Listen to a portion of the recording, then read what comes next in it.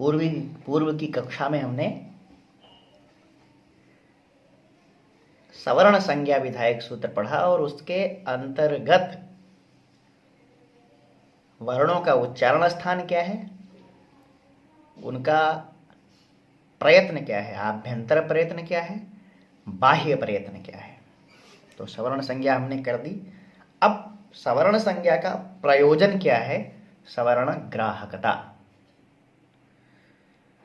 यानी सवर्णियों का ग्रहण होना। एक आ का उच्चारण कर देने से 18 प्रकार के आ का अथवा उसके जितने भी भेद हैं उन सभी का उस एक वर्ण से उपस्थित हो जाना ही सवर्ण ग्राहकता है, सवर्णियों का ग्रहण करना है।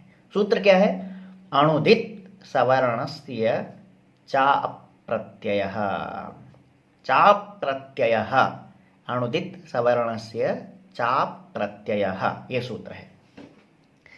अब यहां स्थिति क्या है, अणुदित सवर्णस्य चाप् प्रत्यय हमें अप्रत्ययः अण उदित च सवर्णस्य, इस तरह से अन्वय लेंगे। अप्रत्ययः अण उदित च सवर्णस्य, इस तरह से अर्थ लेंगे इसका। अब इसमें क्या होगा, तो अप्रत्यय क्या चीज है, तो अप्रत्यय का व्याख्यान कर रहे हैं लघु सिद्धांत कौमुदीकार जी। क्या लिख रहे हैं, अप्रत्यय हमें जो प्रत्यय शब्द है उसका अर्थ है विधीयमानः। प्रत्यय क्या क्या अर्थ है, प्रतीयते इति, तो प्रतीयते का अर्थ क्या है, विधीयते।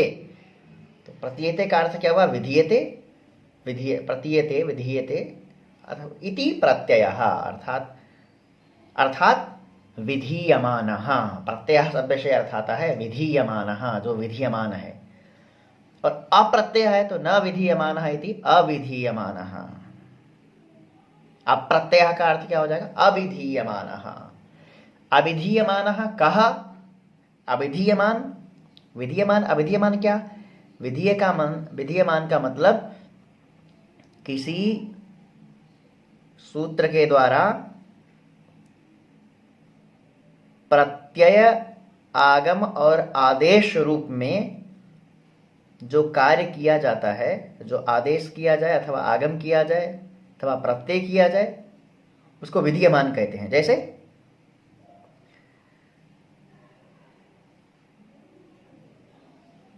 अग्नेर, अग्नेर ढक, सूत्र ही आ गया, कोई बात नहीं। तो ढक क्या है, विधीयमान है।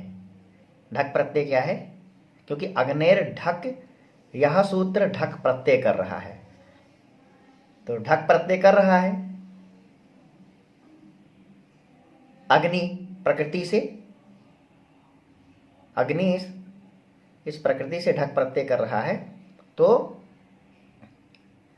यहां पर जो ढक है वो क्या है, विधीयमान है, क्योंकि कार्य रूप है, कार्य किया जा रहा है ना, तो विधीयमान है।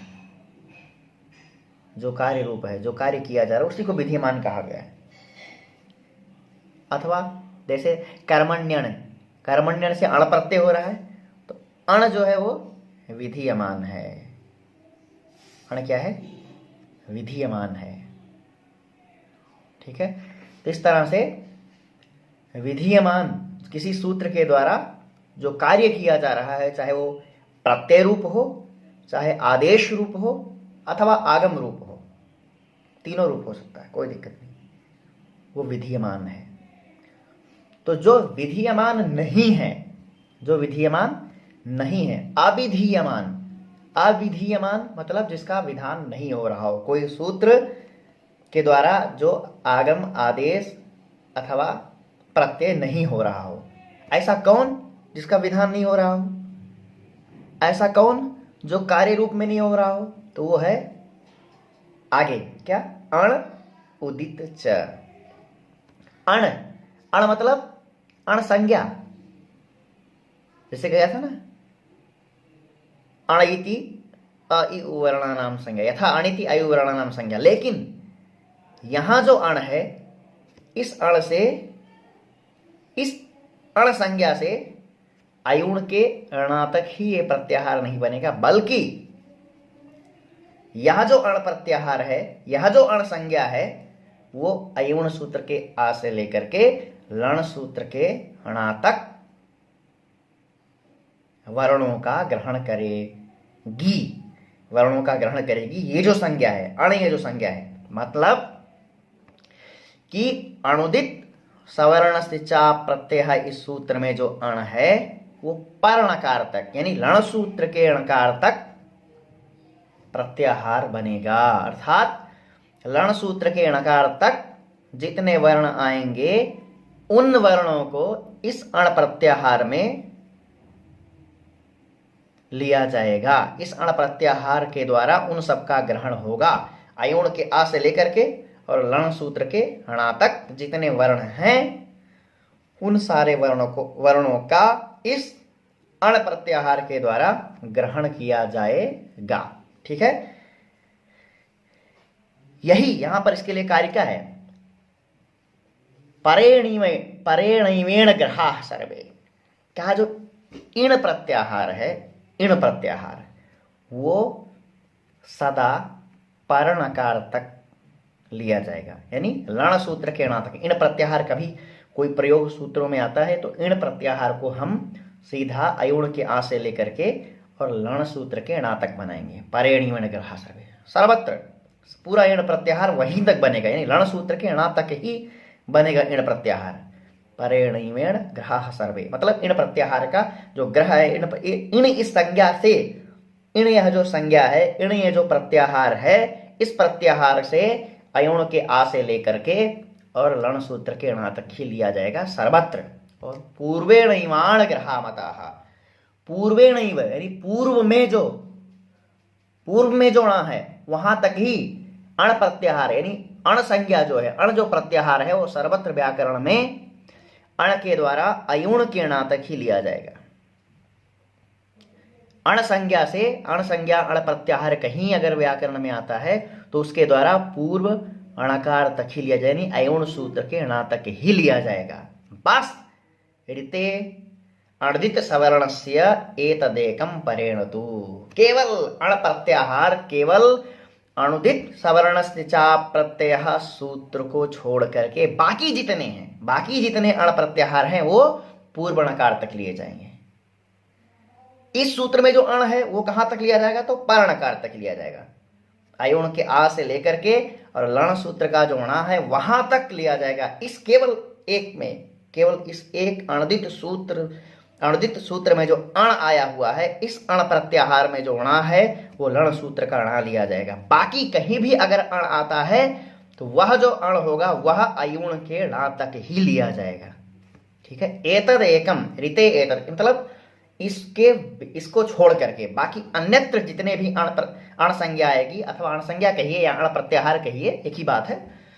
तो अण प्रत्याहार वो पूर्णकार तक लिया जाएगा, लेकिन अणुदित सवर्ण से प्रत्याहार सूत्र में पर्णकार तक लिया जाएगा। ठीक है, क्लियर हुआ। तो अभिधीयमान मतलब किसी सूत्र के द्वारा यदि कार्य रूप, आगम रूप में, आदेश रूप में, प्रत्यय रूप में यदि अण प्रत्याहार का वर्ण नहीं आता है, अर्थात अण प्रत्याहार का वर्ण आपको मिल रहा है। अण प्रत्याहार में कौन से अयुण के आ से लेकर आ ई उ री ली ए ओ आई ओ ह य व र ला, टोटल वर्ण है ये सारे वर्ण अगर व्यवहार में आ रहे हैं, प्रक्रिया दशा में इनका प्रयोग किया जा रहा है, सूत्रों में इनका प्रयोग किया जा रहा है, ठीक है, तो ये यदि अविधीयमान अण है, किसी सूत्र के द्वारा इनका विधान नहीं किया गया है, किसी सूत्र से ये प्रत्यय रूप में नहीं आए हैं, ये सारे वर्ण, इन वर्णों में से कोई भी एक वर्ण, अण प्रत्याहार के वर्णों में से कोई भी एक वर्ण यदि किसी सूत्र के द्वारा विहित नहीं हुए हैं, किसी सूत्र ने इनको प्रत्यय रूप में आदेश नहीं किया, प्रत्यय रूप में नहीं इनका विधान किया है, अथवा आगम रूप में इनका विधान नहीं किया है, अथवा आदेश रूप में यदि इनका विधान नहीं किया है, तो वह जो अण है वह अण और उदित माने कुचु टू तुपु एते उदितः, कुचु टू तुपु ये उदित हैं। तो उदित माने कुचु टू तुपु, तो अण और उदित च और उदित ये अपने सवर्ण की संज्ञा वाले होते हैं, अर्थात इनके जितने भी सवर्णी हैं, यानी का सवर्णी कितना है, काखा का घंगा 5 अक्षर, तो का से 5 अक्षर उपस्थित।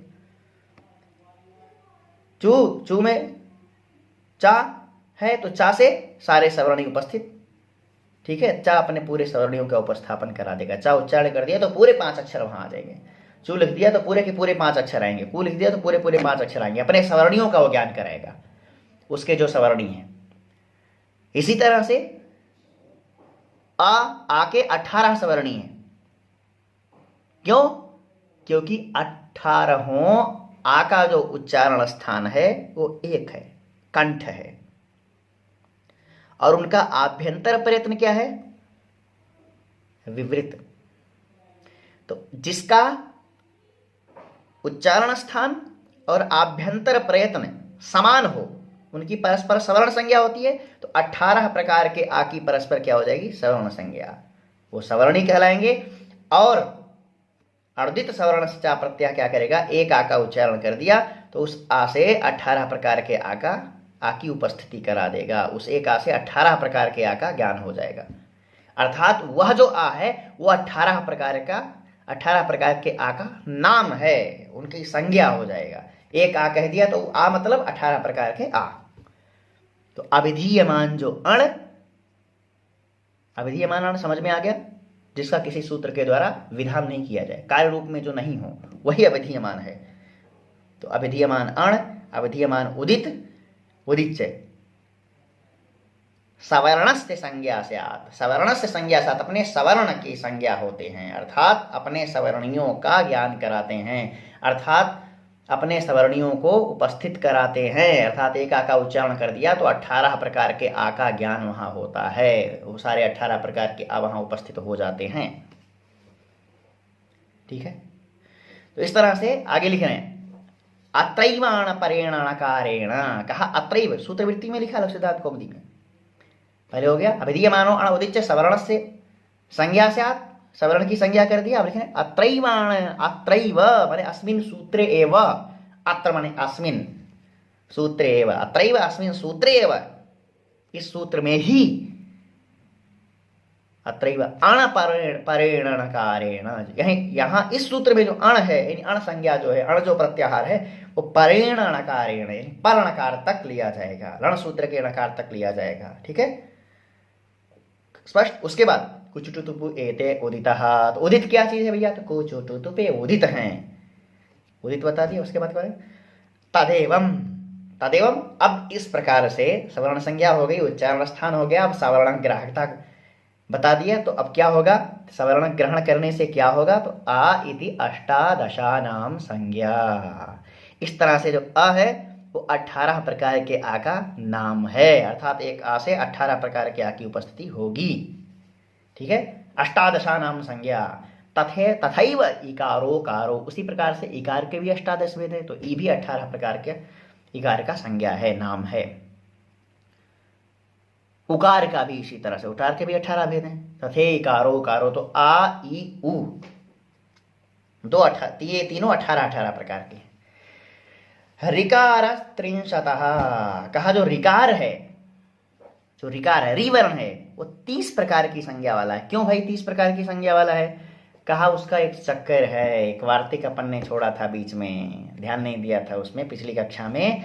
ऋलृ वर्ण योर्मिथः सावर्ण्यम वाच्यम, एक वार्तिक है, ऋलि वर्ण यो हो ऋकार ऋकारयो हो, ऋ और लृ वर्ण की परस्पर सवर्ण संज्ञा होती है।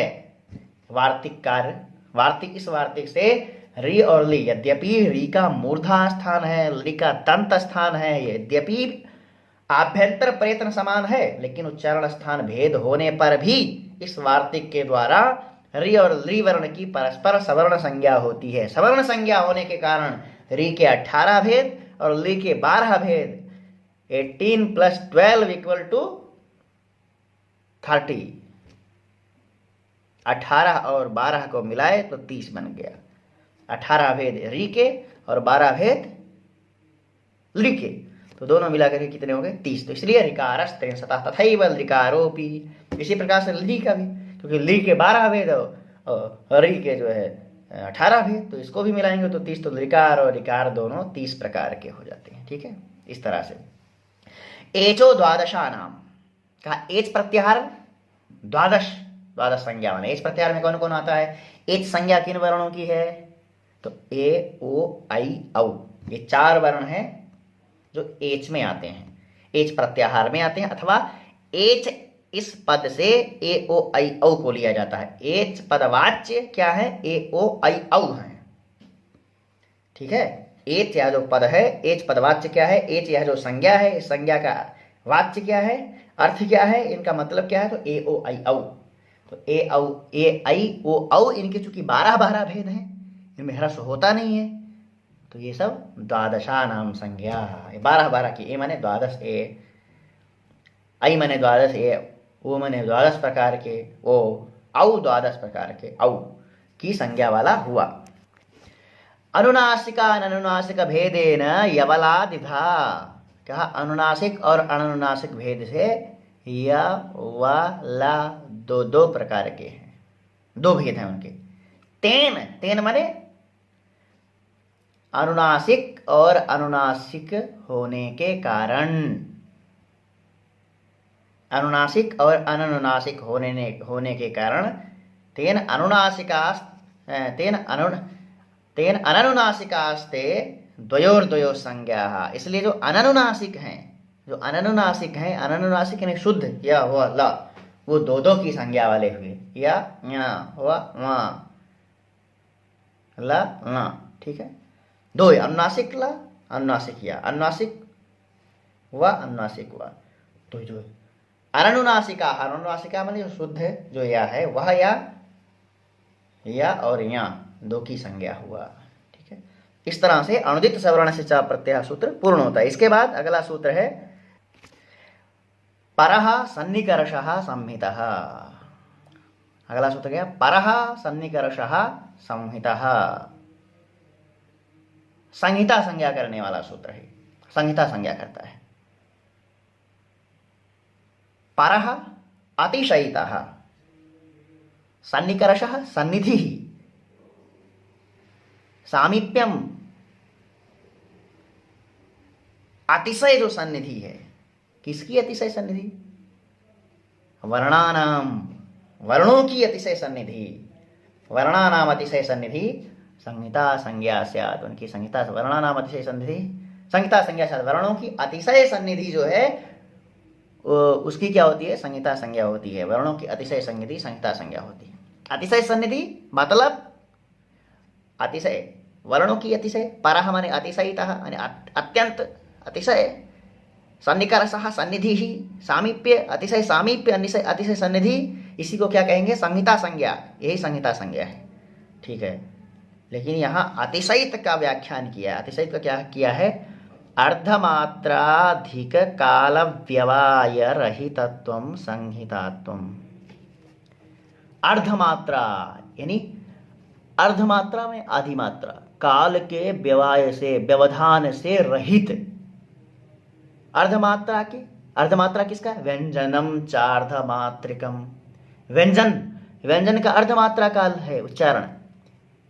इसका मतलब व्यंजन, जो व्यंजन है उससे अधिक का व्यवधान नहीं होना चाहिए। दो वर्णों अतिशय सामीप्य, जैसे आ और ई, इसमें उल्टा दिखता है तो उल्टा लिखना पड़ेगा। आ और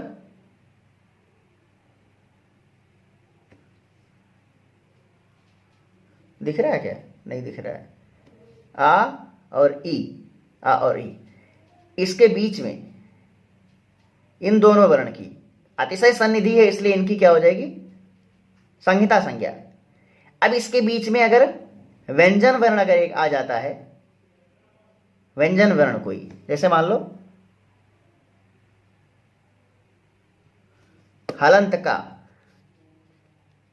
और ई और आ के बीच में अगर हलंत का आ गया तो भी इन दोनों की संहिता संज्ञा हो जाएगी।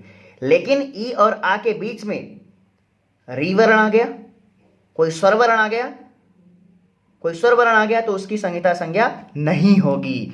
यानी अर्धमात्रा काल व्यवहार रहितत्वम संहितात्वम। संहिता संज्ञा यहां परिभाषित है। इसका मतलब है कि दो स्वर वर्णों की संहिता संज्ञा हो रही है। दो स्वर वर्णों की संहिता संज्ञा में व्यंजन वर्ण का कोई महत्व नहीं आ रहा है।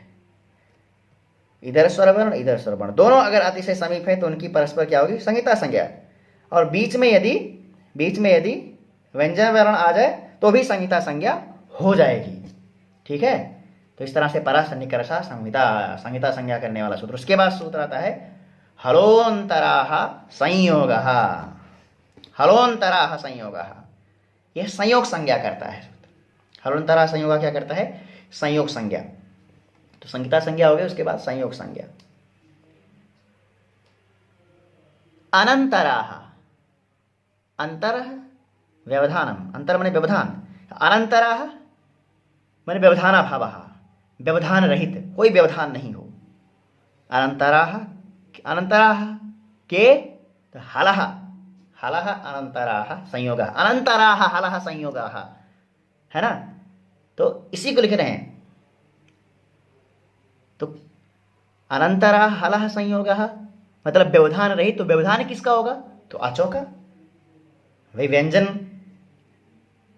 व्यंजन का तो व्यवधान होगा। अगर व्यंजन ही व्यंजन रहेंगे तब तो संयोग संज्ञा हो ही जाएगी। तो व्यवधान किसका होगा? स्वर वर्णों का है। स्वर वर्ण से दो व्यंजन के बीच में व्यवधान होता है। दो व्यंजन वर्ण के बीच में अगर स्वर वर्ण आ गया तो व्यवधान हो गया। स्वर वर्ण से रहित, स्वर वर्ण नहीं हो, इसलिए लिखना है वृत्ति में अजभिः अव्यवहिताः, अजभिः अव्यवहितः हलः, अजभिः अव्यवहितः हलः संयोग संज्ञा स्यात्। अजभिः अव्यवहितः, अजभिः माने अच वर्णों से अव्यवहित, अजभिः अच माने स्वर वर्णों से अव्यवहितः, अव्यवहितः माने व्यवधान रहितः। स्वर वर्ण का बीच में व्यवधान नहीं होना चाहिए, बीच में स्वर वर्ण नहीं आना चाहिए। ऐसे दो या दो से अधिक व्यंजन वर्णों की परस्पर क्या होती है? संयोग संज्ञा। उनका नाम संयोग पड़ जाता है, उनको संयोग नाम से जानते हैं। जैसे दा धा, अरे छोड़ो, इसको तो उल्टा लिखना पड़ता है इसमें, तब उसमें सही धा आता है। का खा, जैसे ये मैंने का और खा लिखा है। ठीक है, का और खा हलंत है, हलंत का और हलंत खा, इन दोनों की क्या हो जाएगी? परस्पर सवर्ण संज्ञा, अरे संयोग संज्ञा, क्षम्यताम। हलंत जो दो वर्ण है, हलंत का और हलंत खा, इन दोनों की परस्पर क्या हो जाएगी? संयोग संज्ञा। यदि हलंत का और हलंत खा के बीच में कोई स्वर वर्ण आ गया तो संयोग संज्ञा नहीं होगी। का, हलंत का, हलंत खा, हलंत गा, तीनों हलंत हैं तो उनकी परस्पर संयोग संज्ञा हो जाएगी। अथवा जैसे उदाहरण देते ना, अब उदाहरण आगे आएगा संधि में, शुद्धि उपास्य है, उसमें द ध य तीनों हलंत वर्ण है, द भी हलंत, धा भी हलंत, या भी हलंत, तो तीनों की परस्पर क्या हो जाती है? संयोग संज्ञा। उनका नाम पड़ जाता है संयोग। यदि उसमें एक भी व्यंजन स्वर वर्ण का व्यवधान आ जाए, द और धा के बीच में एक स्वर वर्ण आ जाए, आ जाए, ई आ जाए, उ आ जाए, कोई भी वर्ण आ जाए, स्वर वर्ण आते ही व्यवधान हो जाएगा, तब संयोग संज्ञा नहीं होगी। तो स्वर वर्णों से रहित जो शुद्ध व्यंजन वर्ण है उनकी परस्पर क्या होती है? संयोग संज्ञा होती है। तो संयोग संज्ञा करने वाला सूत्र क्या हुआ? हलोनंतराः संयोगः। अब अगला सूत्र है पद संज्ञा करने वाला। पद संज्ञा करने वाला सूत्र क्या है? सुप्तिङन्तं पदम, सुप्तिङन्तं पदम, सुप्तिङन्तं पदम, सुप्तिङन्तं पदम माने पद संज्ञम से आते हैं। कौन कौन? तो यहाँ पर अंत जो शब्द है वो दोनों के साथ जुड़ रहा है। सुप्तिङन्तं में सुप्तिंग है ना, सुप्तिं च सुप्तिंगो, सुप्तिंगो अंता वयवौ यस्य सुप्तिङन्तं, इस तरह से करेंगे तो आगे अंत शब्द दोनों से जुड़ रहा है, सुबंत और तिङन्त। सुबंत और तिङंत, सुबंत का अर्थ क्या होगा? सुप अंता अवयवो यस्य तत्पदम सुबंतम।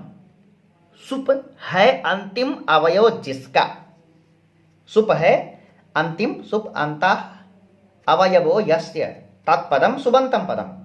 मतलब सुप है अंतिम अवयव जिसका। सुप मतलब सुप भी प्रत्याहार है, सुप भी संज्ञा है। किसकी संज्ञा है? का 21 प्रत्ययों की। कौन कौन से? सु, औ, जस, अम, औट, शस, टा, भ्याम, भिस, ङे, भ्याम, भ्यस, ङासी, भ्याम, भ्यास, ङस, ओस, आम, ङी, ओस, सुप। ये जो 21 प्रत्यय हैं सातों विभक्तियों में जो हो रहे हैं, प्रथमा, द्वितीय, तृतीय, चतुर्थी, पंचमी, एक एक त्रिक है। सुओजस प्रथमा, अमौट षठ, अमौट शश द्वितीया, टाभ्याम भेष तृतीया विभक्ति में आते हैं जो। ङेभ्याम भैस चतुर्थी, ङसभ्याम भैस पंचमी, ङसो साम षष्ठी, ङीओ सुप सप्तमी। ये जो 21 प्रत्यय हैं, इन 21 प्रत्ययों का नाम क्या है? सुप। सुप इस नाम से 21 प्रत्यय लिए जाते हैं। तो ये 21 प्रत्ययों में से कोई भी यदि किसी प्रातिपदिक का अवयव बन रहा है, किसी प्रकृति से आ रहे हैं, ये किसी के अंत में हैं, ये किसी भी शब्द के अंत में अगर ये हैं तो वह क्या कहलाएगा? सुबंत कहलाएगा। और जो सुबंत है उसी की पद संज्ञा, वो पद कहलाएगा। सुबंत को ही क्या कहेंगे? पद। तो ये सूत्र पद संज्ञा करने वाला है। सुबंत, जो सुबंत है, सुप प्रत्ययों में से कोई भी अगर उसके अंत में प्रत्यय आ रहे हैं तो उसको क्या कहा जाएगा? सुबंत। और जो सुबंत है उसी वो क्या कहलाएगा? पद। उसी की पद संज्ञा होगी, वही पद है। इसी तरह से तिङंत की भी स्थिति है। तिङ अंतः अवयवो यस्य तत्पदम तिङंतम पदम। तिङ अंतः अवयवो यस्य तत्, तिङ है अंतिम अवयव जिसका, वह तिङंत पद हुआ। तिङंत पद हुआ जो तिङ जिसका अंत अवयव है। तिङ में क्या आएगा? 18 प्रत्यय। ये भी 18 प्रत्ययों की संज्ञा है। तिङ मतलब 18 प्रत्यय। तिङ पदवाच्य कितने हैं? तिङ पदवाच्य 18 प्रत्यय हैं। कौन कौन से? टिप, तस, झी, सिप, थस, थ, मिप, वस, मस, त, आताम, झ, थास, आथाम, ध्वम, इड, वह, महिंग। ये जो 18 प्रत्यय हैं, इन 18 प्रत्ययों को तिङ कहा जाता है। तिङ इनकी संज्ञा है। तिङ इस प्रत्याहार में 18 प्रत्यय आते हैं। ये 18 प्रत्यय जिनका अंतिम अवयव बने, जिनका अंतिम अवयव बने 18 प्रत्यय, उनको क्या कहा जाएगा? तिङंत कहा जाएगा। और वह जो तिङंत है उसकी पद संज्ञा होती है, वो पद है। तो सुबंत पद क्या है, तिङंत पद क्या है, यह स्पष्ट हुआ। ठीक है, इस तरह से संज्ञा प्रकरणम लघु सिद्धांत कौमुदी का पूर्ण होता है। ठीक है, अगली कक्षा में फिर द्वितीय प्रकरण का आरंभ करेंगे। नमो नमः, धन्यवाद।